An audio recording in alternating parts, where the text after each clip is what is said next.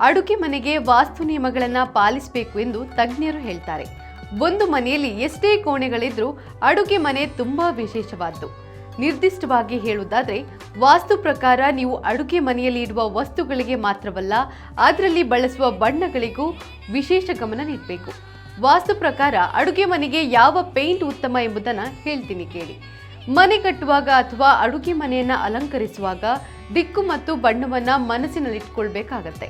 ಅಡುಗೆ ಮನೆಯಲ್ಲಿ ಒಲೆ ಉತ್ತರ ಅಥವಾ ಪೂರ್ವ ದಿಕ್ಕಿನಲ್ಲಿದ್ರೆ ಅದರ ಸುತ್ತಲೂ ಹಸಿರು ಬಣ್ಣ ಬಳಿಯಿರಿ.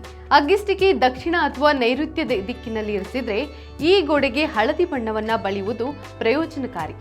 ಹಳದಿ ಬಣ್ಣವು ಶಾಖ ಮತ್ತು ಶಕ್ತಿಯನ್ನ ನಿಯಂತ್ರಿಸುತ್ತೆ. ಅಡುಗೆ ಕೋಣೆಯ ಗೋಡೆಯ ಬಣ್ಣ ಹಳದಿ, ಗುಲಾಬಿ, ಕಿತ್ತಳೆ, ಕೆಂಪು ಹಾಗೂ ಚಾಕ್ಲೇಟ್ ಬಣ್ಣವಾಗಿದ್ರೆ ಒಳ್ಳೆಯದು. ಎಂದಿಗೂ ಕಪ್ಪು ಬಣ್ಣವನ್ನ ಗೋಡೆಗೆ ಬಳಸದಿರಿ. ಹಳ್ಳಿಗಳಲ್ಲಿ ವಾಸಿಸುವ ಜನರು ಅಡುಗೆ ಮನೆಗೆ ಸುಣ್ಣವನ್ನ ಬಳಸ್ತಾರೆ. ಇದು ಸುಂದರವಾಗಿ ಕಾಣುವಂತೆ ಮಾಡುವುದಲ್ಲದೆ ಸಕಾರಾತ್ಮಕ ಶಕ್ತಿಯನ್ನು ತರುತ್ತದೆ. ಇದೇ ರೀತಿಯ ಮತ್ತಷ್ಟು ವೈವಿಧ್ಯಮಯ ಸುದ್ದಿಗಾಗಿ ನೋಡ್ತಾ ಇರಿ ವಿಶ್ವವಾಣಿ ಟಿವಿ ಸ್ಪೆಷಲ್.